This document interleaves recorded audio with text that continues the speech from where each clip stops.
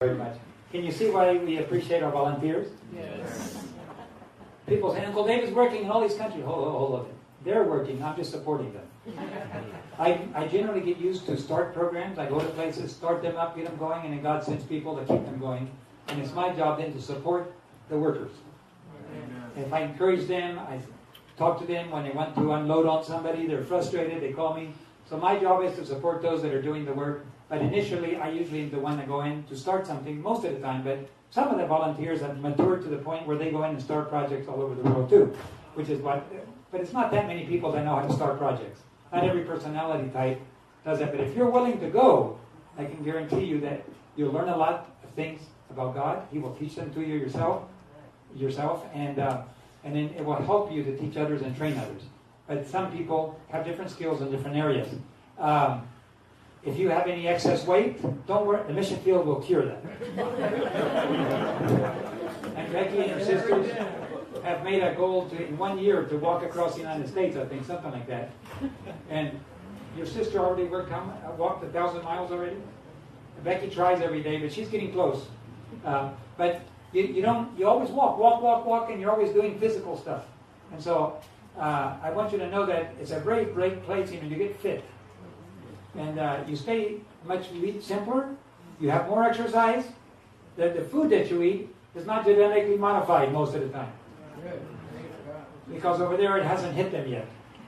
And every little farmer raises their own little food, and so you can have fruit and vegetables that are healthy to eat. And so your health will go up. How much are you willing to pay for your health?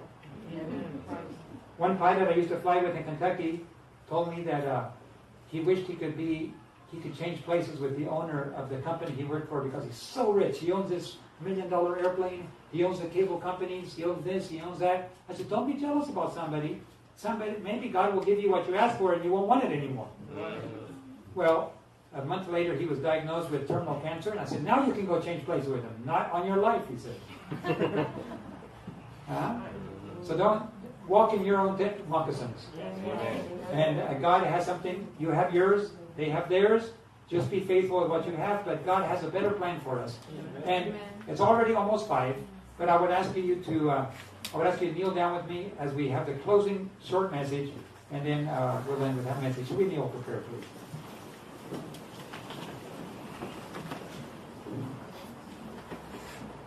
Heavenly Father, 2.5 hours have gone by just like that, as we've been listening to the stories of your faithfulness.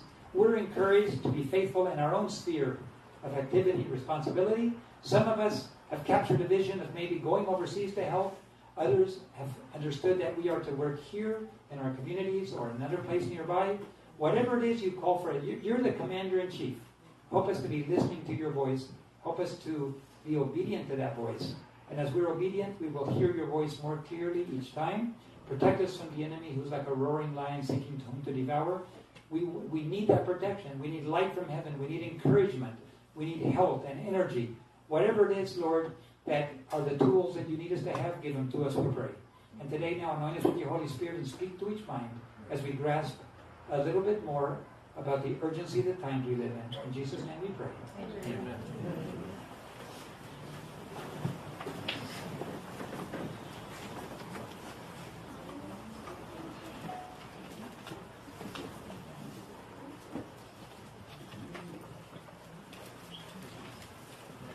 How many of us, in order for me not to have to hold it up to my mouth, can we turn the mic up just a little bit there? Is that okay? Can you hear me okay there? Yes. Okay, that way I can do hands-free. How many of us here are over 60? Oh my, thank you for this. Over 60, let's see. Okay, I don't raise my hand yet. Okay, very good. What? Over 70. Oh, I'm over 70. Okay. Okay, we still have a few hands. Is there anybody over 80? 80 or older? Wow. 4. Now, I don't know if I should ask for 90. I don't know if we do or not. Excuse me. I couldn't get my hands on it there. I'm not on the camera anyway.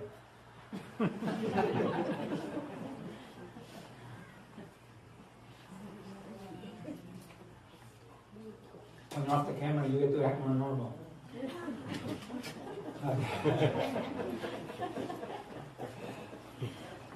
Most people, when they get to know me, they go, but you're just a regular person. Exactly. they see you on camera and TV and think that there's something. Can I touch you? It's strange. That's why it is. We went shopping at Walmart and 3 young college kids came up and said, we're buying cereal. Can you sign my cereal box?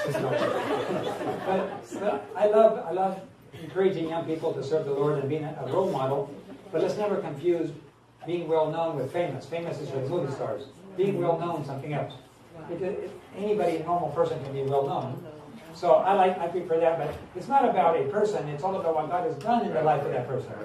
So whenever you talk to people, don't make the mistake of saying, man, you are something else, or you don't do that to them. It might even tempt them to believe that you're right. And when you believe that you've done something, God has to withdraw His blessing and humble you in order to keep using you.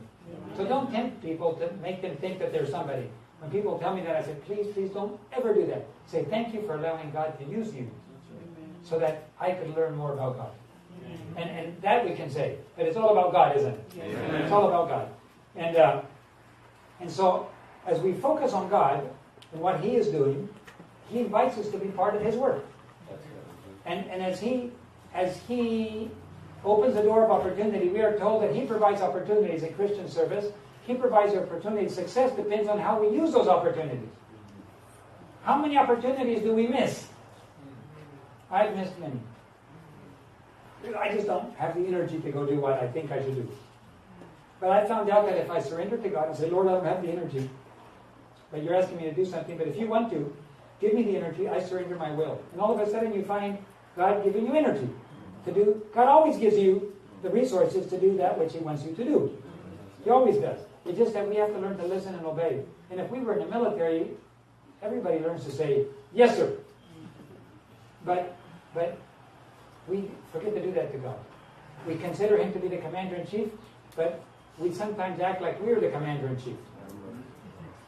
I went to I stopped at a gas station one time near Fort Campbell, Kentucky. It's a military base. And when I went into the bathroom, there was a young kid, obviously looked like he was military, and I was washing my hands, and I said, good evening, how you doing? He goes, fine, sir! A strange answer, right? Unless you're just learning to be a soldier. And everybody you talk to that's older than you is an officer or somebody that's senior to you, and so you go, yes, sir, no, sir, fine, sir, no, sir, whatever. And so when I asked him, I told him, good evening, and he said, how are you doing? Fine, sir! Because he's becoming programmed to be obedient to commands. If we're going to be soldiers for God, we have to learn to be obedient to commands. Amen. First of all, we have to hear His voice, or else we can't even be obedient to His voice. Amen. And what are the ways that we can hear God's voice better? The more we read the Bible, the easier it is for God to bring those memory verses back to us. His will becomes, I have hid Thy word in Thy heart, that I might not sin against Thee. So as we hide His word in our heart, by reading it, by memorizing, by repeating it, posting it on all the walls. There's a little hospital, I used to be in Adventist hospital in Jellicoe, Tennessee. And the administrator invited me to come have a week of prayer there. So my wife and I went up, we had a wonderful week of prayer. And then he took me to the hospital. I said, you've been a hospital administrator, David, haven't you? I said, yes, down in Mexico I was a hospital administrator. He goes, what can I do to make this hospital more Christ-like? I said, well, let's walk around. So as we're walking around, I said, where are all of Jesus' sayings? What do you mean? Well, you say you're a Christian hospital. Where is it? Where are they? If this was a Buddhist hospital, you would find Buddhist sayings everywhere. Where's Christ's sayings? Amen. What do you mean? Well, I would expect to find memory verses from the Bible of what Christ said all over the hospital, outside the elevator as people are waiting, inside the elevator as people are waiting, in the rooms of each patient, there should be Christ sayings. Amen. Okay? I have a good Baptist guy that helps me. I'm sure he will be happy to do that. What else? I said, let's go to one of the patient rooms. Loan me the remote control. Satan's channel, Satan's channel, Satan's channel, Satan's channel. Neutral channel, neutral. One good channel, bad channel, bad channel, bad channel, bad. I said, are you getting the message? People come to this hospital You should never give Satan a chance to influence their mind. Amen. Let's go back to the back room where they have all the cable company. I said, just take that one out, take that one out, take that one out, all these bad ones, and put all the good Christian channels you can. It doesn't have to be all Adventist, but make sure they're all Christ-centered channels. Amen. Because you have Baptists that come here, Methodists that come here, maybe they want to hear some other types of messages, but just make sure there's no satanic channels. Amen. So he took them all out and put in only Christian channels. And then he put in all these Christ sayings everywhere. And then I said, let's go to the county department. What's the county department have to do with it? Let's go. So we went there, and I asked the head accountant, when a patient comes here with an emergency, do you make him pay first or do you take care of him first? Oh no, we make him pay first. He has to show that he can pay. That's the Adventist health system's requirement. I don't want to know about Adventist health systems. I want to know about Christ systems. Amen. I said, normal business is normal business. We're not talking about, we're talking about how to reflect Christ. First, you take care of your patients, and then you deal with the finances. The patients in the community must know that you are here to serve them. Amen. Boy, that's going to cause me a lot of problems. I might not even make as much money as I need to survive the year. You ask me for my advice. My advice is your accounting department is very important. If you go under today, would your neighbors stand up and defend you? If the government tried to close you down, would they come and fight for you? You said, probably not. Then you're not serving your neighbors. You need to be so important to your neighbors and to your clients that they cannot live without you. And the only way you can do that is to love them to death. So he told the accountant, from now on, we won't do that. We'll take care of the patient, and then afterward the family can come and we'll deal with the best way to deal with the finances. He said, I might lose my job over this. And then we went to taking to the director of nurses and chief medical officer. So we went to talk to them. And I said, how often do you get together to pray for the patients? We don't. Every day. Take the patient list, go to the chapel, kneel down together, and the three top people, the administrator, the nursing director, and the medical director need to kneel down and pray for the patients. They implemented all of it. He called me a year later. He said, David, we're getting our audit from Adventist Health Systems in about 2 weeks, and we're $1 million under. Can you pray for us? I said, don't worry, don't sweat it out. God knows exactly why you're $1 million under. You did the right thing, let God solve it. But we'll be praying. He called me back 3 days before the audit. The government wrote to us, said they made a mistake, they sent us a $1 million check. The next year, the same thing. 1 week before, $1 million under. There was a change in policy. Everything, $1 million check came. Wow. And they cleared the audit, no problem. Then he called me and he said, no, then about 6 months later, I called him and I said, guess what? My wife has an inguinal hernia. Do you take care of missionaries? Then he talked to the chief surgeon. He went to talk to the chief surgeon. He said, David Gates' wife needs a surgery for an inguinal hernia, which is right in the corner right here.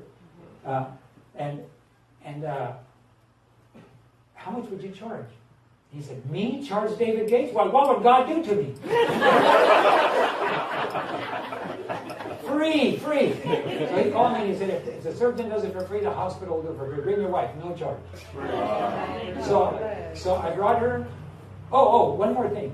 Every department we went to visit, I said, do you pray with your patients? He said, no. Every time you get a patient, you pray with them. So my wife went to x-ray, they prayed with her. She went to laboratory, they prayed with her. Every department she went to, they prayed with her. The surgeon prayed with her when he said, I've scheduled her for surgery and everything. And to be honest, I haven't even checked her yet. I don't even know if she has an inguinal hernia. Oh, goodness. I just took your word for it. Let me check. And he goes, she has an inguinal hernia. But I just took Uncle David's word. My wife has an inguinal hernia. We scheduled her for surgery. And the doctor hadn't even known. He hadn't confirmed yet, but it was. So everywhere, they prayed with her, prayed with her, and prayed with her. Sister Gates, I'm going to draw your blood.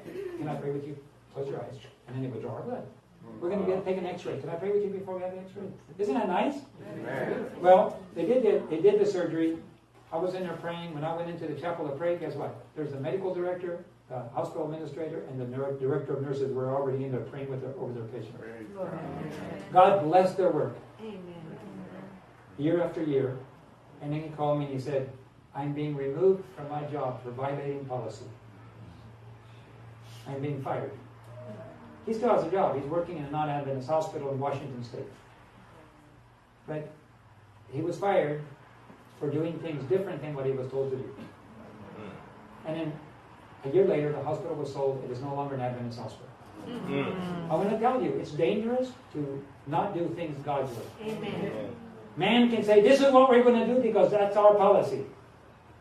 It's time we start saying, what does God want me to do? And that's what I'm going to do. Amen. So it's no longer an Adventist hospital. It is no longer functioning as a Christian hospital. It's just a regular hospital. I can tell you it's a great loss to the church. It's a great loss to God's work. If we do it God's way, there's some things that God can do when we do things His way. And so I wanted to share that story with you because the way we've gotten used to doing things is just business as normal. We get our degrees and we learn how to do it the world's way.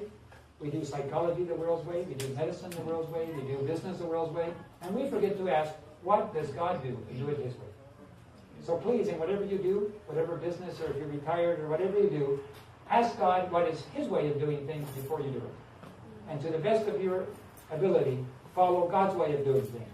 And when you do, you will notice that the influence for good increases incredibly. The 144,000 are going to follow the Lamb everywhere He goes. And they're going to do it God's way 100% of the time. We are to strive to be among the 144,000. Strive, you know what striving means? It means that you have to bend your heart and mind to accomplish the task.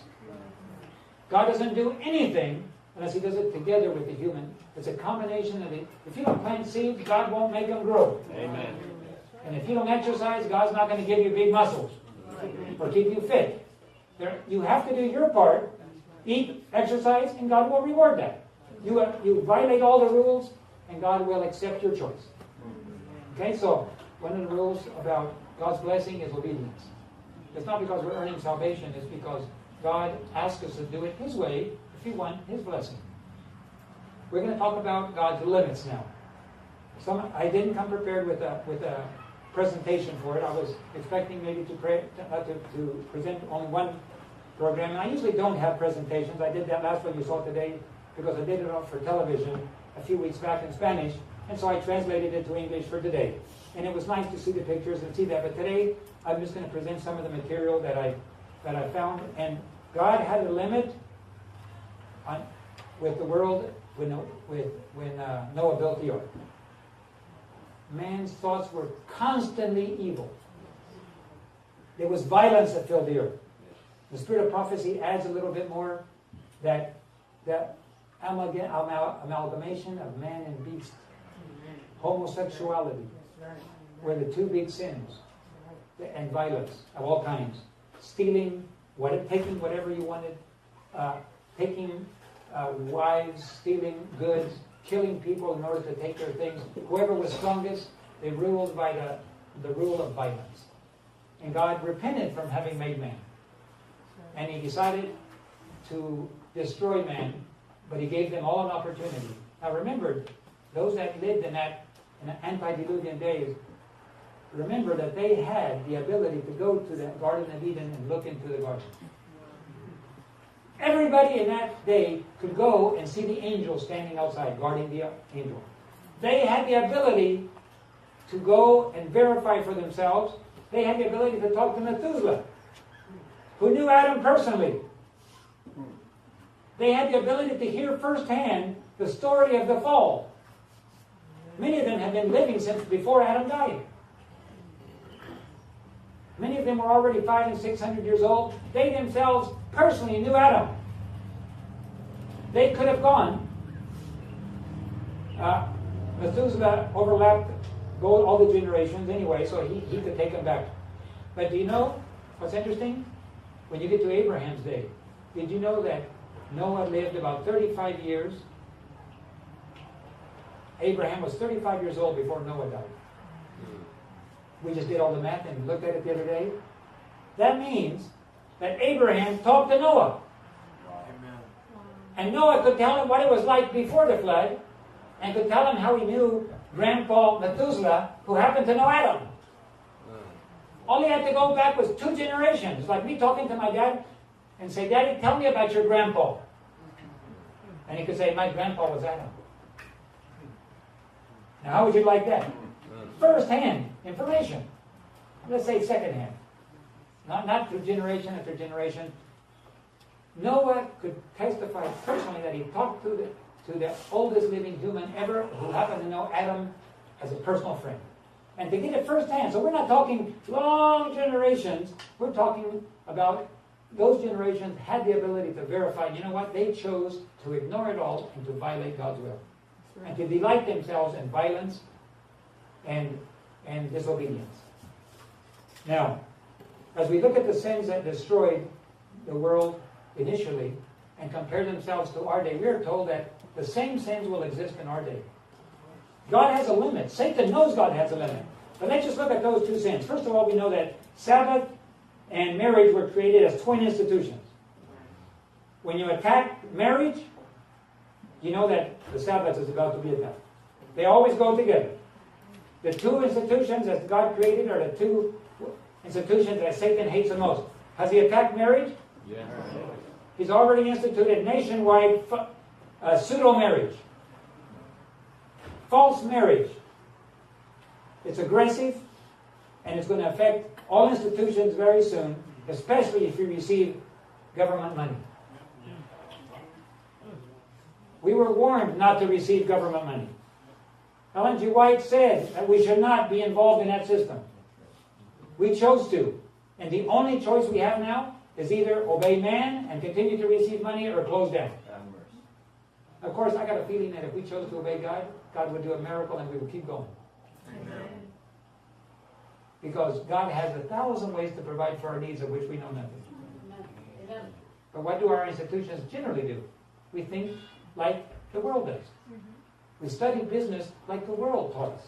So when you look at it, you say, gentlemen, we either meet the budget by caving into the pressures, or we close down. There's only 2 choices. Nobody mentions that if you do God's will, God himself will step in and intervene. That's not part of normal ways of thinking today. But if we don't learn to obey God and depend on him totally, we're dead meat anyway. Amen. Obeying man never solves your problem. Violating God's will is only a temporary step to total disaster. So you can justify it for a little bit, but it doesn't bring any of God's blessing. He removes his blessing, and the next thing that happens is total disaster, and you die anyway. Well, choose your death. How do you want to die? Do you want to die in obedience to God or in disobedience to God? When you say, I prefer to die in obedience to God, you'd be surprised how long you can live. Hospitals do better. Budgets that are behind $1 million suddenly get $1 million in the mail. God does incredible things for those that are obedient to him. Did you know that in the whole state of Tennessee, in the whole entire state, the #1 city who chose to institute laws to protect homosexuality is Collegeville, Tennessee? Oh, Lord. The Baptists say, what is wrong with those Adventists? Collegeville became the first city in the whole entire state to authorize full rights. That was before the law passed in Congress or the Supreme Court. They became the first city voluntarily to give full rights and recognize homosexuality. And our other Christian brethren look at us and go, that must be a fallen church.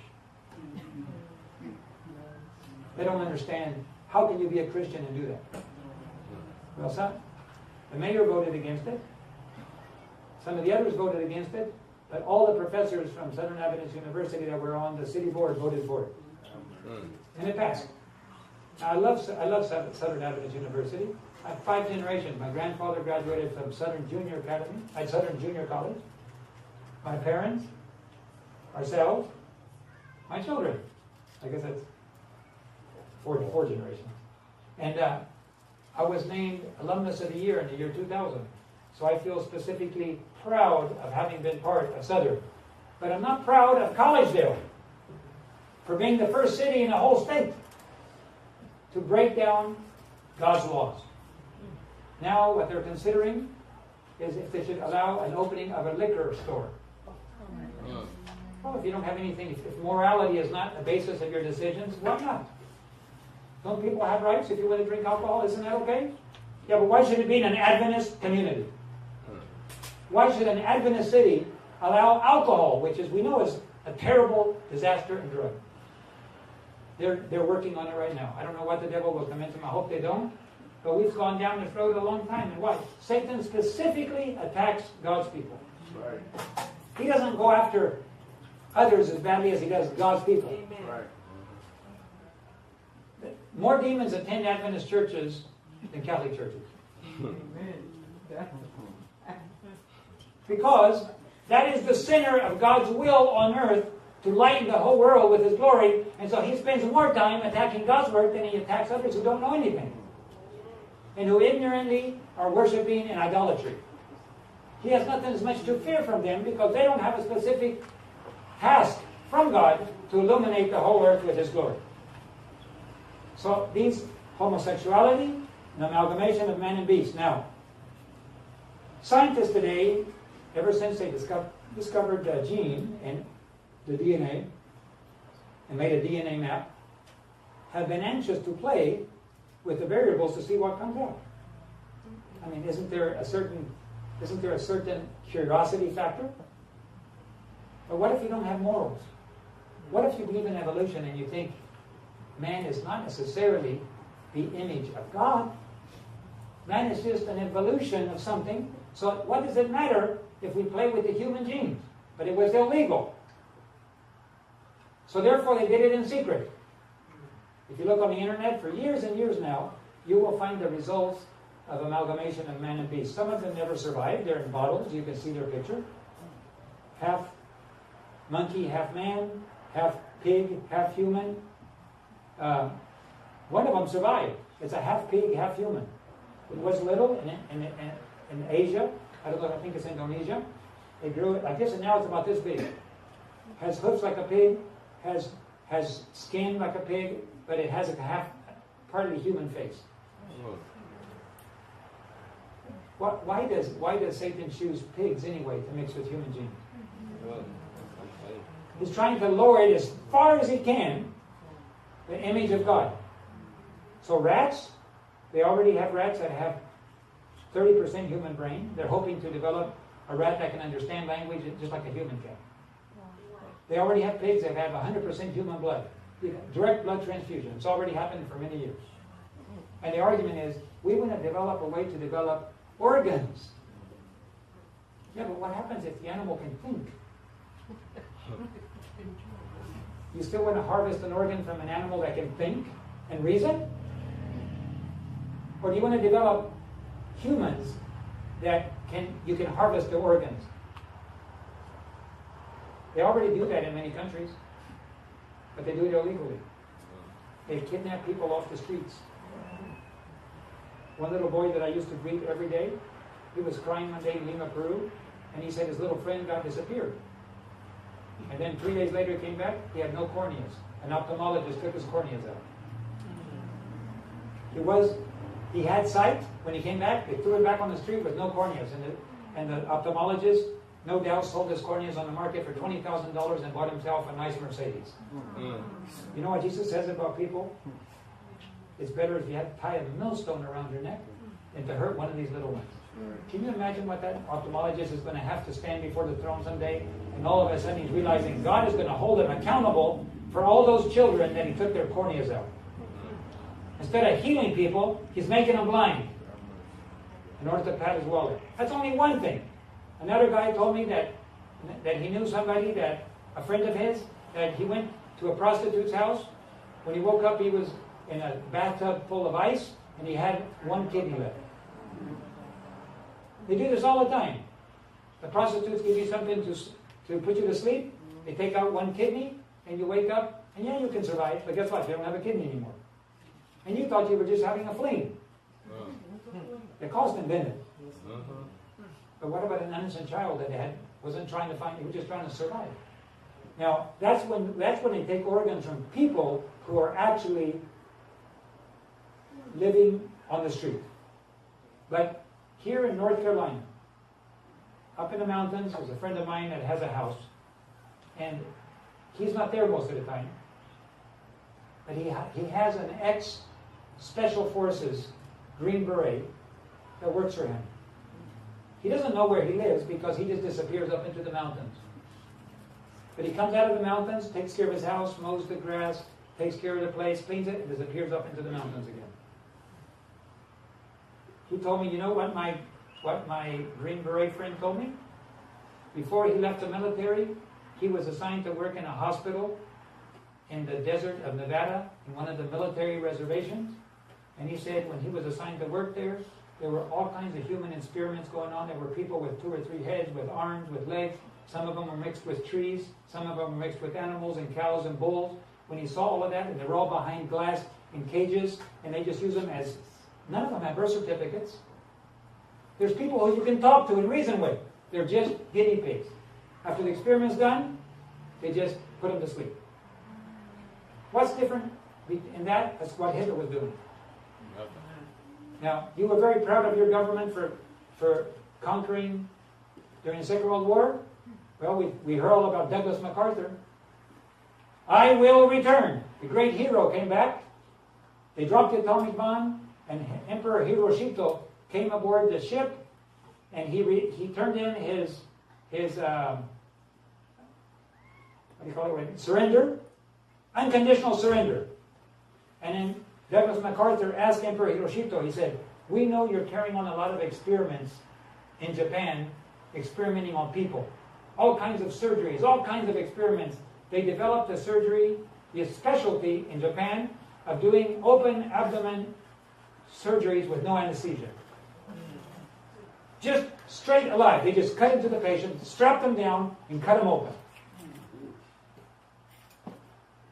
And they specialized. One doctor testified to the fact, he said, I was shocked at doing my first surgery with no anesthesia on a live patient. The next time, it didn't matter too much. And then I came to the point that I liked to do it.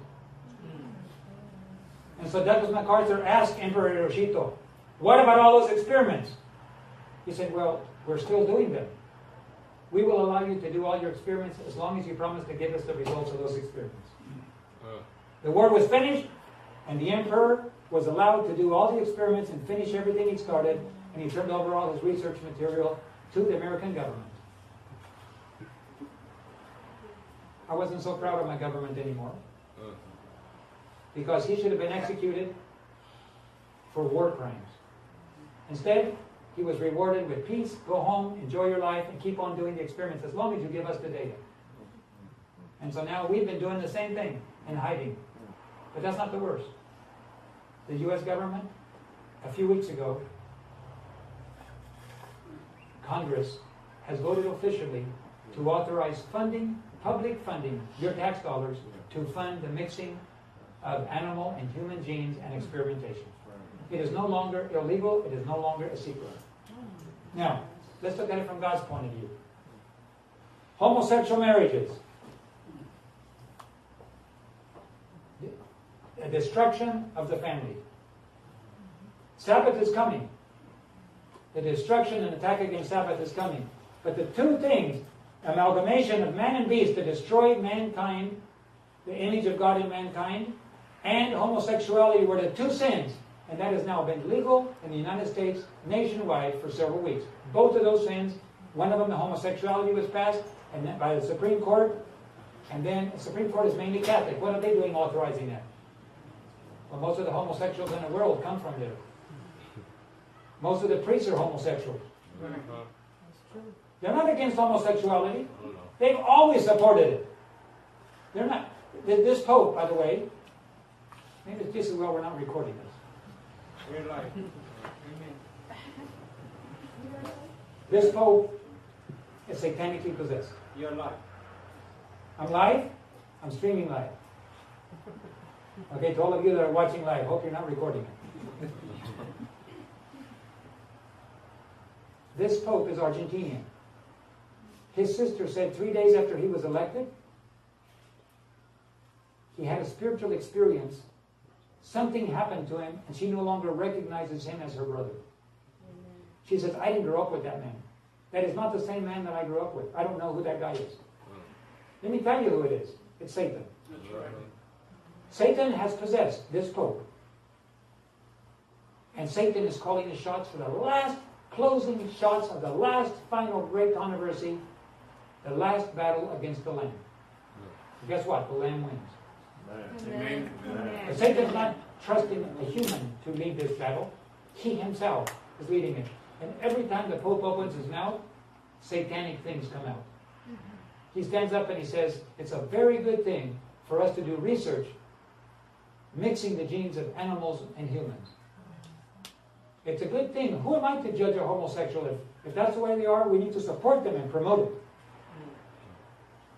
If you just want to find out what Satan's opinion is, ask the Pope. Satan himself will tell you through his mouth. We are coming up to the last final thing, and Satan is pushing all the buttons. Satan knows that there is a limit to what God will tolerate. And he's trying to find out where that limit is. Button, push, push, push, push, push, push. One of these buttons makes God reach his limit. Every single button he can push, he's pushing it. Because he knows God will stand up one day and say, I've had enough! And you know what, brothers and sisters? If there was nothing else except that, not counting all the evidence of Rome and Washington and the increase in violence and the increase of satanic behaviors by world governments, why justice is not even a word that counts anymore in the world today. It's hard to find a government today that's not a part of the Masonic, satanic control system. They're all on the same. It doesn't matter who you elect. There is no difference. Who you elect, you're going to get the same thing. Amen. Satanically controlled people. All on the same team. And this is happening more and more, and the kings of the earth are being organized. And they're preparing for the final battle against the Lamb. But guess what? God is organizing his people too. Amen. It's just so hard to understand that the biggest battle right now is from the inside. There's a lot of good people in the church. But there is a lot more people fighting everything we believe than those that are defending what we believe. Amen. You can preach a church, you can preach a sermon against everything we believe and probably never get disciplined or called in the carpet. You might even get promoted. Like that pastor who recently preached a sermon in Pacific Union College for chapel or for week of prayer, and his closing sermon was Adam and Steve. You would think he would have gotten disciplined, his credentials jerked, and fired immediately. No, promotion. But you let a pastor preach a sermon that's not politically correct like Doug Batcher and Stephen Bohr and see what happens. Bring a missionary in who preaches about working for God on the front lines and to work and put everything on the altar and see what happens. Bring a missionary pilot in who sacrifices everything, who loves the church and willing to give his life for the church and see what happens. If you stand up for God today, you will have persecution. Amen. I'm just telling you, Jesus said that himself.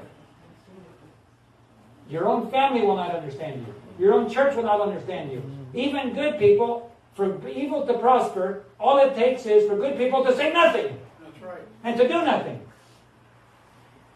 And that's what I appreciated about Dr. Ben Carson, who stood up at the White House, and he said, I hate political correctness. If we keep our mouths shut now, we will never be able to say what we have to say. That's what he said at the beginning. But at the end, I don't know how we can endorse any of the candidates.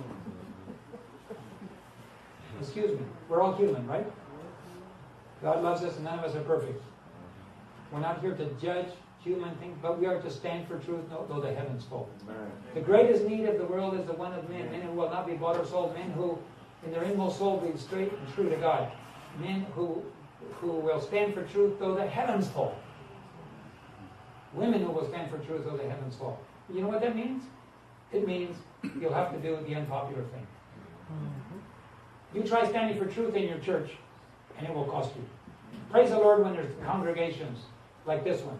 And there's some scattered around here, and there's some scattered around there, where truth can be spoken of without fear, straight speaking of the truth, and the people will say, praise the Lord, tell us, brother, because we need to be told the truth. Amen. God has a limit. And we are very, very, very close. In fact, I believe we have crossed the limit of what the antediluvians did. I believe that it's only Jesus holding up his hands and saying, Father, my blood, my blood, my blood. And God dispatches an angel and says, hold the winds a little longer. It's only through God's mercy and love that we are still here today. That's right. Amen. That's right. The day that God has a people ready, He is going to He's going to let go of the winds, and all hell is going to break loose. Because right now Satan is ready, Rome is ready, the governments are ready, the world got. Everybody is ready for the last final conflict. Russia's aching for a fight. North America's aching. The nations, Sister White said, are preparing and hasting to war. Why don't we have war right now? God is holding the winds a little longer. Don't make God hold the winds and suffer any longer. While you and I were sleeping last night, millions of people suffered an agonizing death. Tortured, killed, dismembered. And you and I slept peacefully. Did God sleep peacefully? No. Did He hear all the screams? Yes. How much longer do you want God to suffer? He wants to take His bride home. But He's looking for a bride that's willing to put on the white robe of righteousness. That's all He's asking for. I'll give you my... Romans 5:10 says, we are reconciled by His death, but even more so we are saved by His life. Amen. I've come to learn that though we are reconciled by His death, the law requires perfection, and David Gates cannot deliver. And so if somebody doesn't stand in my place at the judgment, I will be found wanting. But Lord, I've been forgiven. Very good. I'm glad that you've been forgiven. But guess what? The law doesn't require forgiven sins. It requires no sin. Amen. Never having sinned. That's what the law requires. Amen. Total perfection. And nobody can deliver but Jesus Christ. Amen. John 15 says that if we are in Christ, if His words are in us and we are in Him, we can ask whatever we want. Whatever we ask for, it will be given to us, because we will be asking what God wants us to have. And it says, and if we're obedient to Him, we will remain in His love. As I obey and I remain in my Father's love. So here we have a situation where God offers us free the life of Jesus Christ. Perfect love. And if I want to be hid in Christ, when they call the name David Gates at the judgment, I won't know they call my name. But if I show up, I'm in trouble. But guess what? Jesus will show up in my place. Amen. Because I will be hid in Jesus Christ. My job every day is to hide in Jesus Christ. To hide in Jesus Christ. And when they call my name, Jesus will show up and, why? Are you David Gates' son? Yes, Father, I'm David Gates. I lived his life. I suffered every temptation that David Gates ever suffered. Every emotion that he suffered, I suffered it. Every joy, every sadness, every difficulty, every tear, that was mine. I lived his entire life. And he has chosen to live in me and I in him. Therefore, yes, Father, I am David Gates. You called me? And the Father will say, perfect life, never sin. There is therefore now no condemnation to those that are in Christ Jesus, who walk not after the flesh, but after the Spirit. David Gates, no condemnation, free. Next. Amen. Amen. Amen. You understand the gift God is offering us? Amen. We can be reconciled by His death, but it is His life that will save us. It is His perfect garment of righteousness that He offers to us so that we can go to the judgment unscathed and without condemnation. I say that is good news. It's not about works. Well, it's God's word, Jesus' words, not mine. I can never be saved by works because I've already violated the law. If I kill a person and I don't kill anymore after that, I'm still guilty of murder. But I've only killed once. So good, you're guilty of murder once. How many of us have ever lied? Raise your hand, please. And if you don't raise your hand, you're a liar. Okay? How many of us have ever taken something that wasn't our own? Man, a bunch of thieves in here. How many of us have ever thought an immoral thought? Liars, thieves, and adulterers. We've been forgiven, but that's what we are. And I need somebody to represent me. I don't know, what do you think? You want the pure Jesus Christ to represent you? Yes. You want Him to stand in your place? Yes. And you need to hide in Him every day.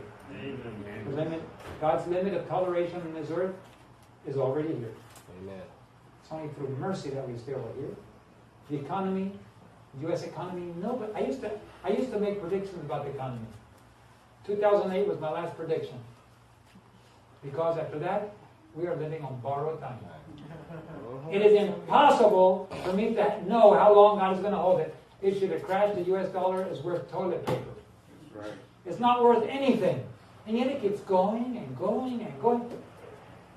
They keep printing billions of dollars. They used to announce. There used to be responsibility. The government would announce we printed so much, and people would calculate, and they would calculate what the inflation is. And you know what? They stopped doing that about 5 years ago. The government said we will no longer inform. The Federal Reserve will not inform. We will print how many dollars that we think we need.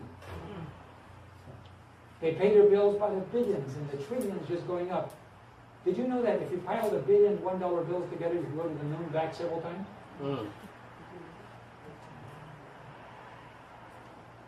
I don't know how many times, but I told that $1 billion will get you to the moon and back. Not paying a rocket, piling them one on top of the other. That's a lot of money. We don't even know what a billion is.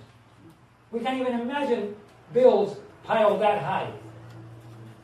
And yet, you'd be amazed how we talk in billions. The bankers talk in billions. And then the debt, national debt, is in trillions. Maybe we can go to the sun and back sometime. Of course, all the money would burn up if you got too close. But a little teacher was telling the students in primary class how hot it is on the moon. I mean, on the sun. Of course, on the moon too during daytime. But how hot it is. And the child said, I know we can solve that. How? Just go to the sun at nighttime. Such a simple solution the child figures, huh? You know what? God has a simple solution. Just take the robe of righteousness. It's given to you for free. It doesn't cost you anything. You just have to accept it by faith. Amen. And you know what? If you keep that robe on, you're not going to watch the movies of the world. You're not going to watch you're not going to read the magazines of the world. You're not going to watch any soap operas. You're not going to listen to the music. You're not going to dress like the world. There will be no miniskirts in church or on the street. There will be no... Oh, did you know that the way we dress now is affected by our belief in the most holy place? Did you know that? Did you know that all the Jews, all of Israel during the Day of Atonement was supposed to take off all of their jewelry during the Day of Atonement? Did you know that? Why? Because it's a day to examine our hearts. It's a day to make things right with the Lord. We were not to dress with our jewelry and our things on the Day of Atonement. And did you know that we're living in the anatypical Day of Atonement today? Amen. So where does the jewelry come in on the Day of Atonement? It doesn't. Oh no, but there's nothing wrong with doing it. Excuse me, you don't understand the Day of Atonement. The Day of Atonement is to put off everything and cleanse our hearts. Jesus is in the most holy place today. He's not just doing a symbolic work. He is cleansing the sanctuary and our heart sanctuaries. He is faithful and just to forgive us our sin and to cleanse us from all unrighteousness. Right now, He's cleansing His people from all unrighteousness. All of it. Amen. Every sin. You can't have any favorite sins and make it through. None. Are we human? Do we have failures? Yes. Do we have weaknesses? Yes. But God is going to put His Holy Spirit in us, and we're going to live like Jesus did in total surrender to the Father. Amen. Without me, you can do nothing, Jesus said. And He's calling His people today to keep the Day of Atonement antitypically, which means we should live every day as if it were the Day of Atonement. Did you know there's no meat in the most holy place? That's right. Out in the atrium, outer court, in Spanish it's atrium, but in the outer court, there was meat. Not in the most holy place. There's almonds. There's bread. And you say, but Jesus ate fish. Yeah, but Jesus lived in the outer court. When Jesus grew up, we were living in the outer court. Today, Jesus is not eating meat. Jesus is in the most holy place. And the only food that is in the most holy place is almonds and bread. That doesn't mean that's all our diet, you understand? It's different than the outer court. So the way we dress, the way we eat is affected about your understanding of the sanctuary. We are to be very respectful. I suggest to you something else too. I'm throwing out a lot of ideas, just to get the wheels turning. I would like to suggest to you that I have discovered that every time God acts, He acts according to His divine calendar. Even a Seventh-day Adventist church, the Seventh-day Adventist movement, was founded on that calendar. What do you think the 22nd of October of 1844 is all about? Huh? We don't need it anymore? Excuse me. Our roots are deeply founded on the Day of Atonement, 22nd of October of 1844. That was when the judgment of the dead began. I would like to suggest to you that God always acts according to the calendar. When Jesus died, was it a random day? No. He died exactly according to the calendar on the Passover. He was our Passover lamb. He didn't die on any day. He died on exactly the right day. What about when was Pentecost poured out? On any random day? No. No. According to the calendar. I would like to suggest to you that we better pay attention to the calendar. Because I bet you God's next moves are all going to be in harmony with the calendar too. I would not be surprised if the Holy Spirit is poured out on the day of Pentecost. Because God always acts in harmony with His calendar. I would not be surprised if when God begins the judgment of the living, it's going to be on the Day of Atonement. Because God never does anything without first informing His servants, the prophets. And He's already given in His sanctuary, Thy way, O Lord, is in the sanctuary. Amen. Psalm 77:10, I believe that's what it is. Did you have a question? I do. Yes. There's a state, I just want you to comment on this because I think you mentioned something about this before. You mentioned Turkey. Yes. Was that something, you had something concrete in your mind when you mentioned this? Yeah, I wasn't going to make it a thing, but Turkey was part of the early Seventh-day Adventist understanding of prophecy. And when we predicted the fall of the Ottoman Empire, we hit it dead on the same day. And then we immediately predicted some more things that never happened, and we got all embarrassed about it. But you know what? God put a halt to all of those things, and now things are beginning to develop again. So I see there's a statement that Pascal made in 1901. Okay? He said, every eye is centered on that one spot. It has been for years. Turkey is known universally as the sick man of the East, and the only reason he does not die is because intoxicants are administered, figuratively speaking, by first one nation, then another. The time will come when he will remove from Constantinople and take his abode in Palestine. That is, plant his tabernacle between the Mediterranean and the Red Sea. Turkey stands as a national guidepost to the world that men may know what is going on in the sanctuary above. That is well said. Today, Turkey just moved and crossed the border into Syria, which is above Israel. Just today. I would like to suggest to you that you should keep your eyes on Turkey, that God is once again allowing Turkey, that He put a halt on it, because it was the last day events. And now Turkey is once again going to fulfill the prophecy that God said it was going to do. I'm not a specialist on that study. All I know is that I've heard presentations that make perfect sense. That exactly what I pioneers said was going to happen could not happen because in 1844 we rejected the message. And God had to say, shh, hold. I spoke with General Conference Oxted, I think his name is. He's in charge of religious history. And I spoke to him about that, and I explained to him the understanding of Adventism. He told me that was the greatest, most embarrassing prophecy Adventism ever came up with. And I told him, because I've been talking about this since 2011, I've been studying it, and we are now seeing what the old pioneers that supposedly didn't know anything, the prophecy is coming. It's front page news every day. You just watch Turkey. When Turkey stops, it's terrorizing Europe by sending Muslims into Europe. Jones said that when Europe kicks out the Muslims out of Europe, there will be a time of trouble such no man has ever seen. We are right there at that point. Jones and Wagner preached on this.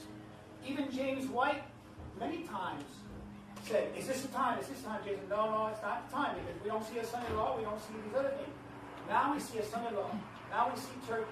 Now we see United States. We see every fulfillment of prophecy that Adventism has ever It was one of the most embarrassing times that Adventists ever had, but it would not have been so if we would have accepted the righteousness by faith message. It would have happened exactly the way that prophecy says. But because we went out on the limb, we were right, and then we made the next logical way. It wasn't the wrong. It was right. But what we didn't understand is we made it impossible for God to fulfill that last final move of Turkey because we rejected the message and God had to hold everything back. Things are happening. Let's keep our eyes open. We're going to see things of incredible import, and we're going to learn a lot of things. We need to study Daniel and Revelation like we've never studied. Keep your eye on the sanctuary. Might I suggest to you that it's time to stop keeping pagan feasts? Amen. Amen. Say it again, brother. Amen. My wife and I want nothing to do with Christmas and Easter. Praise God. Praise the Lord. You know what? We don't have a problem in the church if somebody does it, but we do have a problem if somebody wants to look a little closer at the calendar. I'm not saying we should all go into feast keeping. I'm just saying we better understand the calendar. Amen. God has further truth for us in His sanctuary service. Amen. And we need to understand it. We need to study the sanctuary service. All of God's secrets are in the sanctuary service. By the way, Jesus is not going to come in the spring. He's going to come in the fall. You say, oh, David's giving a date. I'm not giving a date. Did you hear me give a day and an hour? No, I don't know. God's going to announce it. But according to the sanctuary service, the first comes the Day of Atonement. Well, 10 days before. Feast of Trumpets. Then the Day of Atonement. Then after that, after you pass the Day of Atonement and you're sealed and forgiven, then you have the Feast of Tabernacles. What does it represent, Feast of Tabernacles? Going home. It represents leaving our homes and living in temporary dwellings. That represents a time of persecution that God's people are going to live in. Just prior to the great deliverance. Amen. A friend of mine pointed out that when Jesus comes, how long are we going to be traveling to heaven? Do you remember? 7 days. 7 days. Did you know that the Feast of Tabernacles is 7 days with an 8th day of banqueting? We're going to be living in temporary housing on that cloud for 7 days, and on the 8th day, there's a great banquet, wedding feast of the Lamb. Amen. We're going to live in permanent dwellings in heaven. We're going to have a dwelling in the New Jerusalem, aren't we? Yes. Where we're going to live on the cloud 7 days before that. And so so it points forward to the future when we're not living in our permanent housing yet. And Jesus coming and all that happens in the fall. We don't know which fall. We don't know which day. But guess what? We're getting very close, and we're going to know one of these days. And God's going to announce a day and the hour. Great controversy says He's going to announce, a voice from heaven will announce a day and the hour. But we read today from Matthew 25, 32, and 33 that we don't know, when we see all these things, we can know it's close even at the doors. And we know it's even at the doors. We can know. No surprises for God's people. We will know Jesus is coming. I guarantee you that as the plagues are poured out, we're going to know we came to the final year. You think we're not going to know anything? It's going to be 10 more years till Jesus comes and the plagues are falling? Come on. The wicked will understand, but the wise will understand. And when the Sunday law comes, we're going to start seeing things rapidly being fulfilled. We're going to start getting, it's nebulous right now, but it's going to become more in focus and more in focus. And pretty soon, guess what? Jesus is coming this fall. We don't know the day or the hour yet. He will tell us. It's exciting. Because God is going to reveal more and more of His plan. Prophecy today is not so much to forecast the date in the future as it is to understand what is happening as it unrolls. Amen. Keep your eye on prophecy. Live in the day of a typical day of atonement. We don't need jewelry. We don't need the world. It's a time of cleansing our souls. It's a time to allow God to have total possession. Today we make commitments to the Lord. It's a time for us to prepare to be part of the 144,000, which means to give up flesh diet. Amen. You can fight all you want to for it, but just know what you're doing. You're staying out in the outer court. You're not going to follow Jesus into the most holy place, continuing the diet of the outer court. There's a reformation that we have to do in our lives. If you're serious about it, did you watch any of the Olympics at all? Did you see them anywhere on TV, anywhere? As I was traveling, I got to watch it on different airport TVs. How many of those people do you think have an unhealthy diet? Can you make it to the Olympics and win a gold with an unhealthy diet? No. Boy, do they have strict diets. Do you think you can get to heaven being sloppy with your diet? And then we're special forces. This is God's last day special forces, and you're going to get there by just drifting in by casualty? That's Spanish. Accidentally. By casualty. That's Spanish. Anyway, this is serious, brothers and sisters. The time has run out. God is ready to draw the line, but in mercy, He's holding it a little longer. The sins of the antediluvians has already reached us to the limit. God is going to allow Jesus a little more time. But we're coming up to the finish line. We either get serious with our diet, our dress, or what we feed our minds, what we feed our bodies, and let God do what He wants to with us. Even if we die, it's okay, but we won't. Because God has a job for us to do yet. Amen. God is looking for people to live for Him today. It's easy to die. Living for Him is much harder. And I've determined with all the Lord's help that I am so glad that I'm not 105 years old right now. I'm glad I'm 57. I have all this experience. I'm glad that I can be used by God to use that experience. Some of you are older than I, some of you are younger than I am. But guess what? We have a job to do. Amen. And the first job is allow God to put that seal on our forehead and allow Him to take total possession. Whatever it costs, changing diet, changing food, changing appetite, changing everything, that's okay. Let Him have it. Just because I'm skinny and don't have any extra pounds on me doesn't mean that I don't have to fight diet problems. I also have to fight. I have to learn to surrender as well. I have to ask God, Lord, show me what is the best food I can eat with that which is available to me. When I travel a lot, I have less options than when I'm at home. But I still say, Lord, show me. Roger Morneau used to travel a lot. His diet was not always the best on the road, and he would say, Lord, bless my body with this food because this is the only food I have. But God is preparing us. I just want to encourage you. The best days of the church are right ahead. If you get discouraged from your brother not understanding you, some leadership not understanding you, be encouraged. It's almost over. God's going to do house cleansing, and we want everybody who loves the Lord to be there. If you don't love the Lord, you can't be there anyway. But if you love the Lord, don't be lost. Surrender totally and let God prepare you. He loves you to death. He just wants you there so badly. He doesn't want to lose anybody. That's why the angels are still holding the wings, even though it's hard and you're straining because of you and because of me. Amen. Let's not disappoint God. Let's give Him what He wants. Ourselves. Okay? That's our presentation for today. I hope it's been an encouragement. I hope it's encouraged you to be totally honest and make it serious. Don't let anything distract you. Don't be distracted right now. Focus your eyes on your goal. We watched in the Olympics the fastest man in the world run. He wasn't even looking at the finish line. He was looking at the guy next to him to see if he could catch him. He was running like this. He was so fast he didn't have to worry about the finish line. But you know what? That's not a good thing. Only those that have their eyes fixed on the finish line will finish. Amen. Because next thing you know, you're looking sideways at everybody else and you take your eyes off of Jesus. Amen. You sink. That's right. Peter will tell you a story about that someday.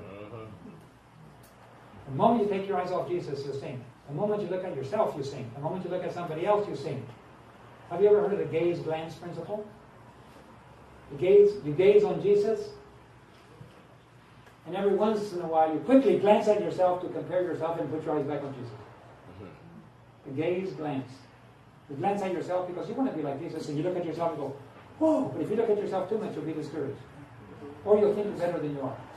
So glance down, and gaze on Jesus. And every once in a while, say, oh, I need to correct some things. So let's keep our eyes on Jesus. And God will pull us together as a family. You know how hard it is for people to work together?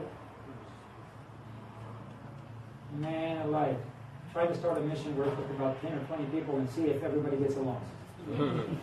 Man, the reason I have a lot of gray hairs, I'm just trying to keep people being nice to each other.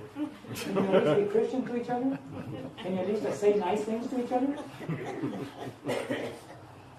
Man, that's okay. That's the cost of being in the human world. But we should be nice to each other. At least, even if you don't agree, even if you don't see eye to eye, it's okay to see that. When Jesus comes, there's going to be at least 144,000, probably more. And you know what? There'll be 144,000 different opinions. Because God gave us all a different point of view. I used to work in the emergency room. Accidents would come in, and they would bring in all the victims of the accidents, and we would have to work with them. And then the police would eventually come in and start taking witness reports from the family members. Were you there? Yeah. What did you see? This car came from over here, and this one whirled around. He didn't let him enough time to turn around, and he backed up. And Eric, did you know that there are 10 witnesses? There's 10 different stories. They saw the same accident, and everybody saw something different. So it's okay for somebody not to see things the same way you do.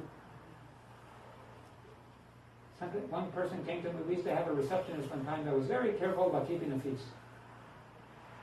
And I got a guy in the parking lot in Collegedale came to me and screamed at me. Did you know you have a receptionist? She's not with us anymore, but wonderful family. Did you know you have a receptionist that keeps the feast? They're Messianic. I said, yeah, I know that. Why don't you fire her? I said, she's a lovely Christian.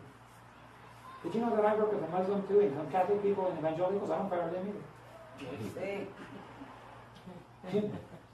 I'm going to tell the whole world, and we're going to expose you for allowing a feast keeper to work at GMI. I said, man, I'd rather work with her anytime than with you. You see what I mean? Even though we see things differently, there's room for us under the Jesus umbrella. There's room for us to be at different levels. Some people see things this way, some that way. That's okay. As long as it doesn't lead me away from Christ. As long as I don't make secondary things primary. You know what? Here's an easy memory verse for you. See if you can remember this one. The main thing is to keep the main thing the main thing. Is that easy to remember? What's the main thing? Reflecting Christ and sharing it with the world. Amen. That's the main thing. And if I act ugly about it, I no longer am keeping the main thing. I'm making secondary things first. Is it important what we believe? Yes. It's important what we do? Yes.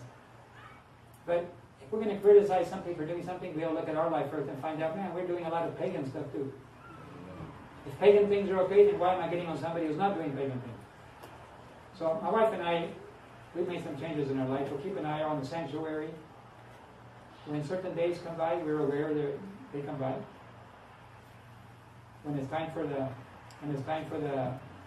Day of Atonement, we go, you know what?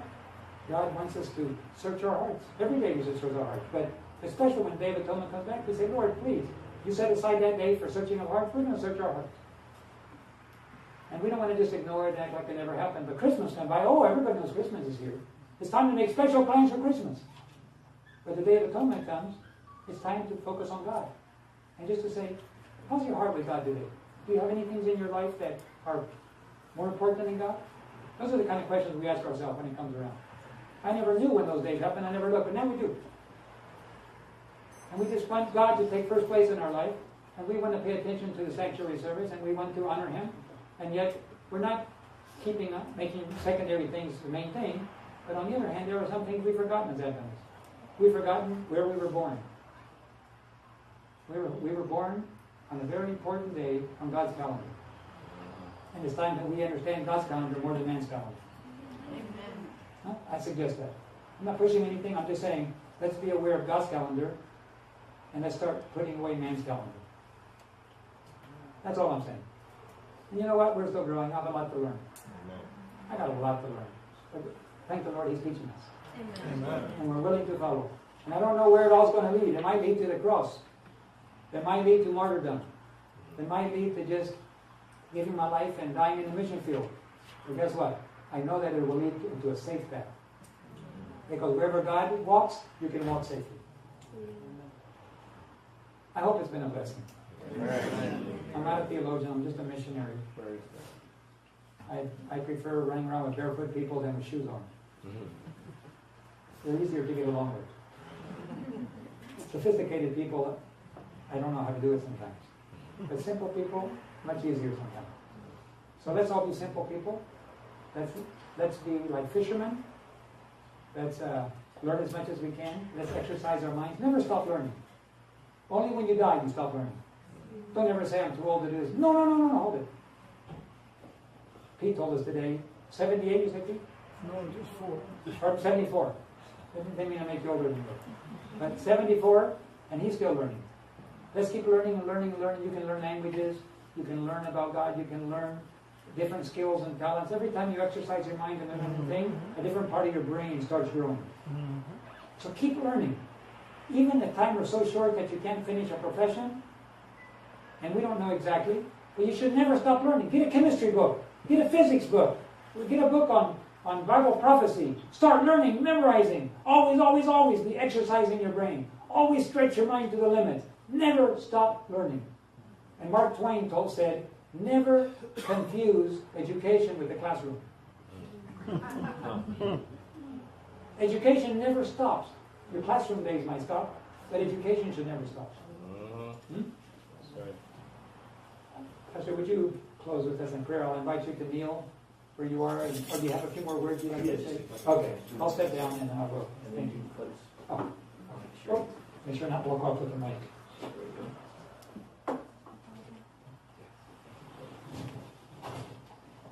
I know it's been a long day, but has it been a good day? Amen. My seat is about wore out. But